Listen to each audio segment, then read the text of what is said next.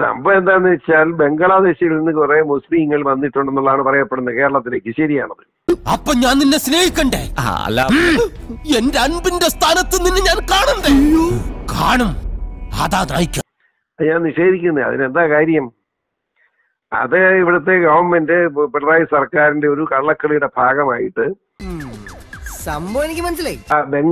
ബംഗാളികളാണെന്ന് പറഞ്ഞ് ബംഗ്ലാദേശിൽ നിന്ന് ആളുകളെ ഇവിടെ കൊണ്ടുവന്ന് വോട്ടവകാശം കൊടുത്ത് അങ്ങനെയാണല്ലോ 99 സീറ്റ് പിണറായി പിടിച്ചത്.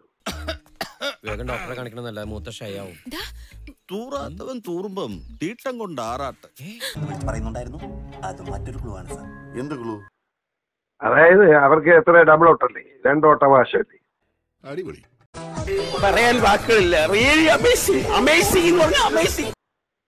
അങ്ങനെ ഒരു വലിയ കള്ളത്തരല്ലേ അവർ നടത്തിക്കൊണ്ടിരുന്നത്. എന്നോട് സംസാരിക്കില്ലേ വേഗം. പത്മജ വന്നതിൽ BJP-ക്കാർക്ക് എതിർപ്പുണ്ട്. ഇപ്പൊ സുരേഷ് ഗോപി തന്നെ പറയുന്നത് ഞങ്ങൾ ആരെയും ക്ഷണിച്ചിട്ടില്ല, അവരുടെ ഇഷ്ടപ്രകാരം വന്നതാണ്. ഇത് മുടക്കിയത് അവൻ തന്നെ.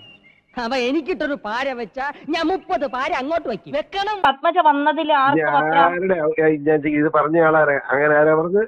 സുരേഷ് ഗോപി. ഞാനോ? അദ്ദേഹം ചെയ്ത് കാണിച്ചിരിക്കുന്നു. അപ്പൊ നമുക്ക് വിശ്വസിക്കാം, അദ്ദേഹത്തിന്റെ വാക്കിൽ നമുക്ക് വിശ്വസിക്കാം.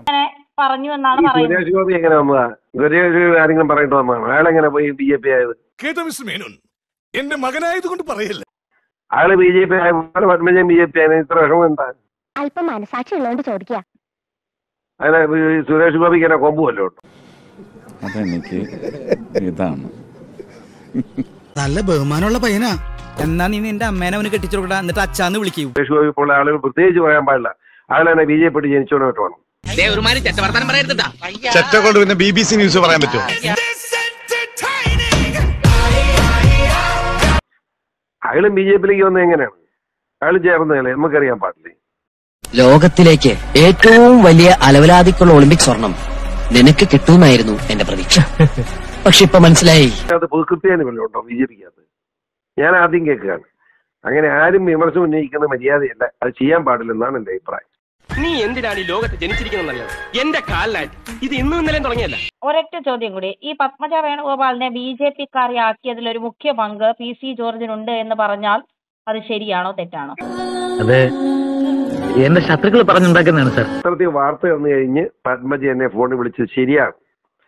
അതായത് എന്താണ് അനുഭവം പറയാൻ വേണ്ടി വിളിച്ചതായിരിക്കാമെന്ന് എനിക്ക് തോന്നുന്നു. അന്ന് കരഞ്ഞു പിടിച്ചുണ്ടാക്കിച്ചത് ഇന്ന് എനിക്ക് പാരയായിട്ട് മാറി. ഒരു സന്തോഷമില്ലെന്നേ. ഞാൻ പറഞ്ഞ മോളെ ഒന്നും ഭയപ്പെടണ്ട, അവർ വാക്ക് പറഞ്ഞാണ് വാക്ക് പാലിക്കപ്പെടും. ധൈര്യമായിട്ട് BJP ചേരണം. എനിക്കൊരു മാന്യമാണ് എന്റെ അനുഭവം.